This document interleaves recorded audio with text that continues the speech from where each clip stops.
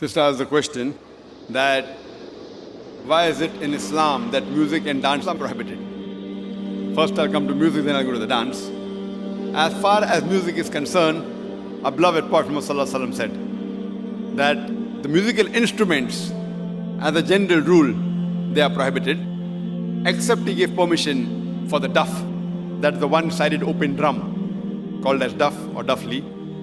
Besides that, the Prophet prohibited because if you analyze, it takes a person away from the remembrance of Allah subhanahu wa ta'ala, from the remembrance of Almighty God. That's the reason when we hear these, film songs, whether it be Hindi, it may be Malayali or Tamil or whatever it is, you find that in these film songs, most of the words that are mentioned, they are far away from reality. The hero tells the heroine, "Main tumhare liye chand tod ke leke aaunga, main tumhare liye sitare tod ke leke aaunga, I'll get the moon for you, I'll get the star for you." We know it's not possible.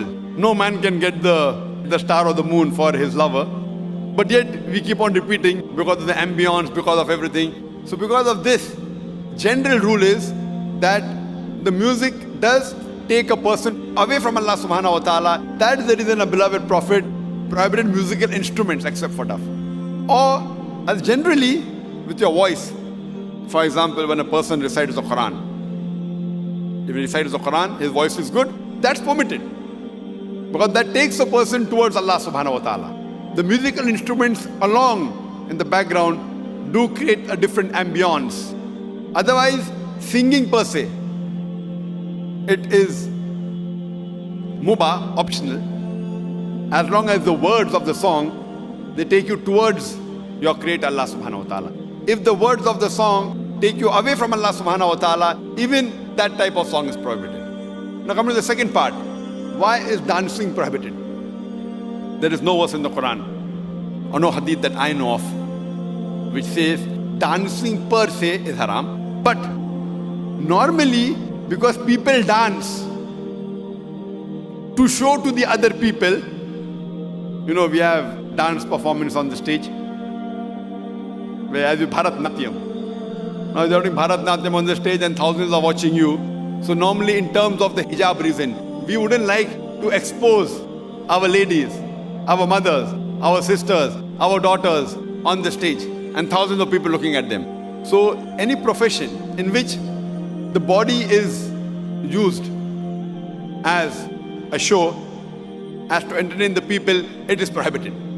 That's the reason dancing in public or dancing in parties where we have opposite sex mixing, many a time the rules of dancing, they conflict with the rule of the Islamic Sharia. Normally when you have a dance, you have pairs, male and female, and most of these pairs, that the girlfriend, boyfriend, and you dance in front of other people. So because it breaks the system of Islamic hijab, that's the reason per se it is prohibited, because it goes against the system of hijab. So you have to realize that many a time when you dance in public, you go out for parties and you move around. Otherwise, with you and your wife, you can do what you want as long as it doesn't go against the Sharia. Alone in closed doors, husband and wife, what they want to do, as long as it doesn't go against the rules of the Quran and Sahih Hadith, there's no problem.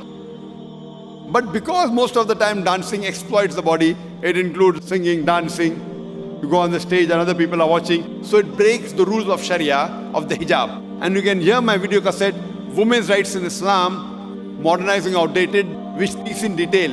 Why do we Muslims protect, why do we love, why do we revere our women for? Because we love our women, that's the reason we protect them, and we don't want to exhibit them. That's the reason professions which involve singing in public, or dancing, or modeling, these professions are prohibited for a lady.